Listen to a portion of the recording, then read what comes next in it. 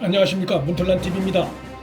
자신을 불구속 기소한 윤석열 총장과 검찰 수사진을 고발하겠다며 분을 참지 못한 듯 독한 말을 쏟아내고 있는 청와대 최강욱 공직기강 비서관이 변호사 출신이 맞냐라는 비아냥을 받을 정도의 대망신을 당하게 됐습니다.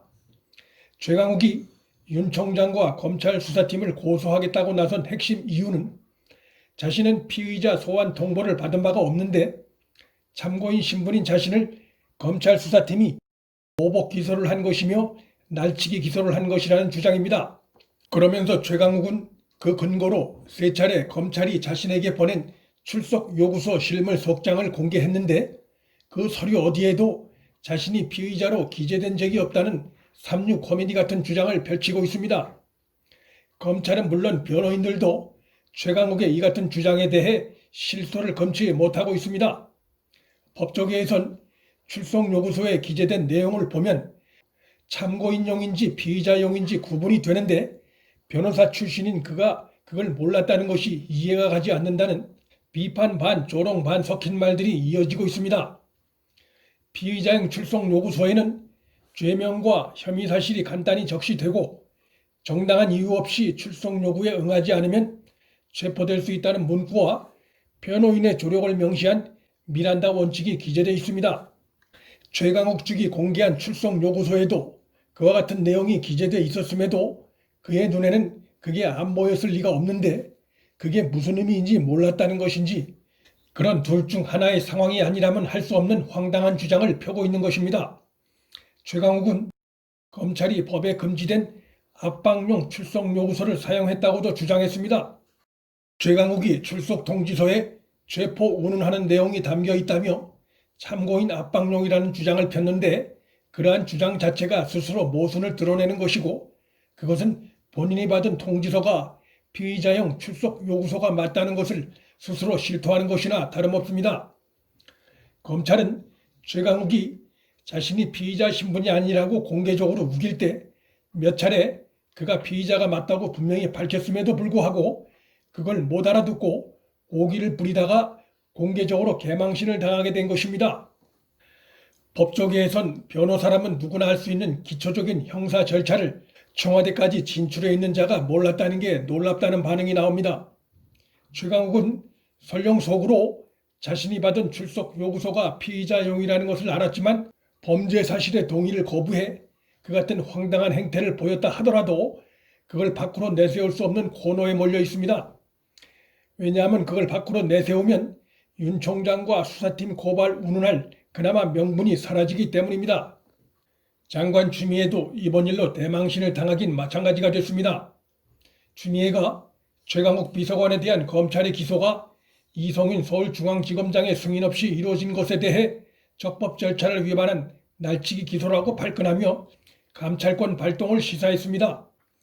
장관의 취임한 이후 이번이 벌써 두 번째 징계 추진을 시사한 발언입니다. 하지만 이 역시 추미애의 꼬리 내리기로 끝날 가능성이 큽니다.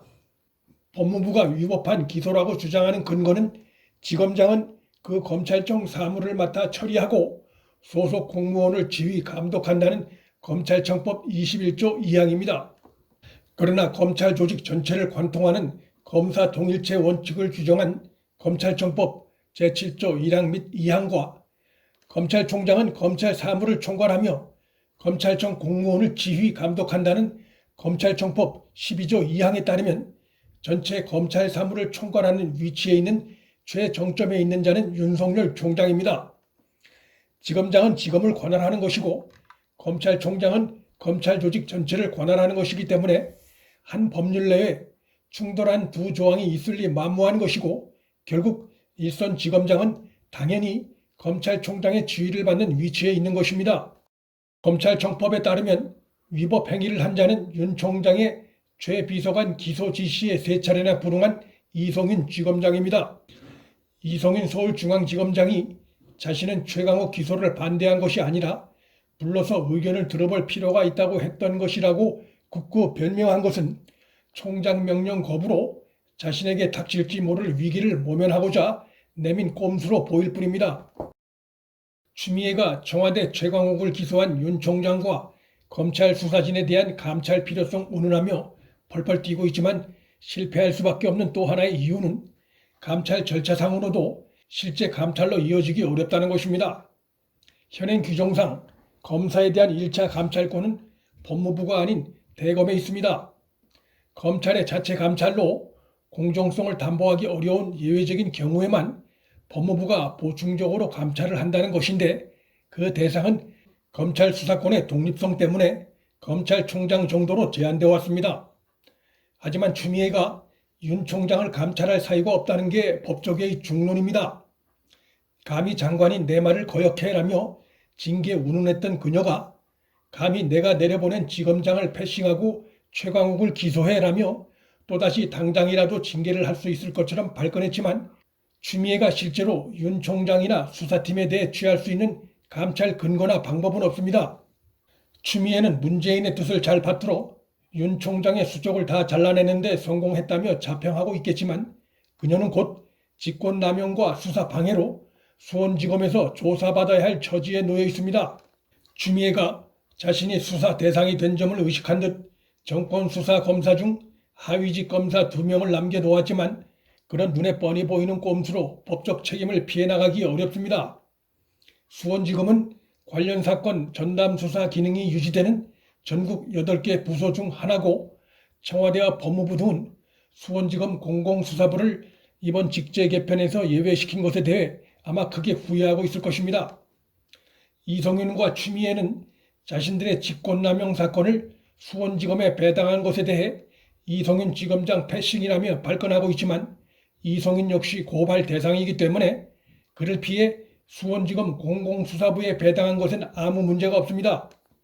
장관 추미애와 이성윤 지검장에 대한 고발권을 서울중앙지검도 아닌, 법무부를 관할하는 안양지청도 아닌 수원지검 공공수사부에 배당한 것은 윤석열 총장의 강력한 수사 의지가 반영된 것으로 볼 수 있습니다.